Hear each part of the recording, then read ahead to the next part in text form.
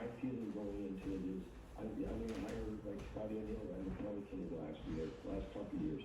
I let Brad Lauer on the power play. Now you have your coaches group meetings, and they lay out their plan, and everyone has a chance to have input on that, on what they're saying. Their job is to pre-scope to just specifically the penalty killing of the power play and the opposition. They spend a lot of time on it. But you want to give them that responsibility. I wanted that responsibility. I didn't want the head coach to come in and say, hang on here, I'll do this. At those moments, because I'm the one who put the time in preparing for those situations. So you have to let them do it. Now, I see some head coaches doing that, and that's fine if that's an agreement they have with the staff going into the games. You all have these things laid out before you. Again, stay a step ahead. You have those things all laid out before you get to that situation.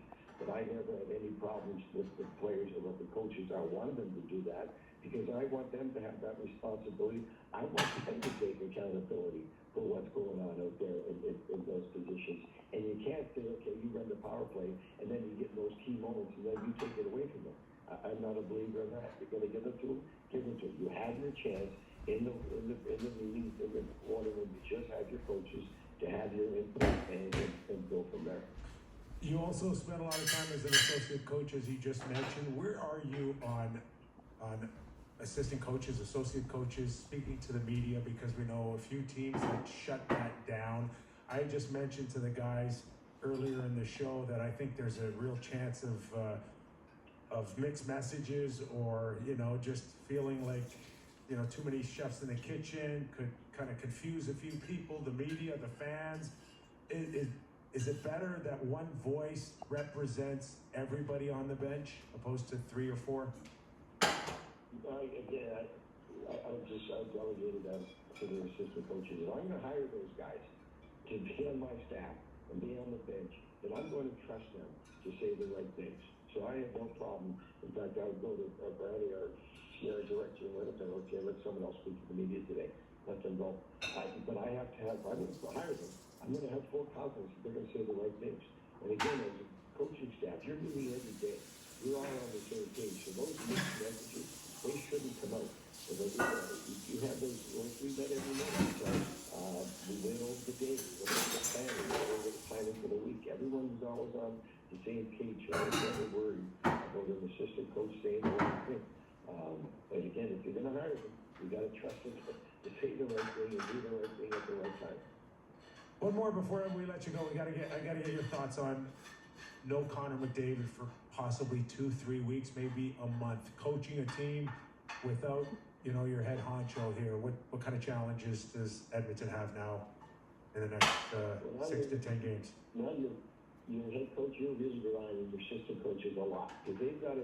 No one's going to replace them, and it's ridiculous to think they can. Now you need your assistant coach and you as the head coach to deal with those players, each individual player, a lot more direct so that they are playing to the top of their ability.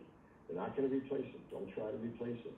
But you need your other players, they say pick up the slack, but make sure that every player is playing to the best of his ability.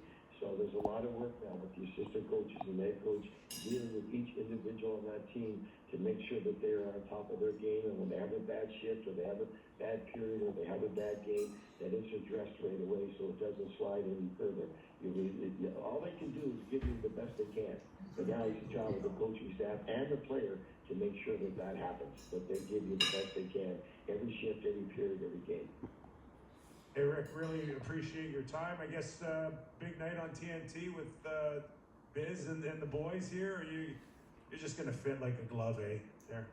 Oh, yeah. Well, what you just heard me speak for 15 minutes. I can talk and say nothing but the best of it. So it's been very great in there.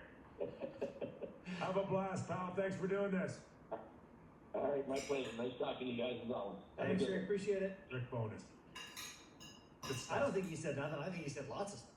That was a really good interview. Not even a question, but the answers. Well, just coach's perspective.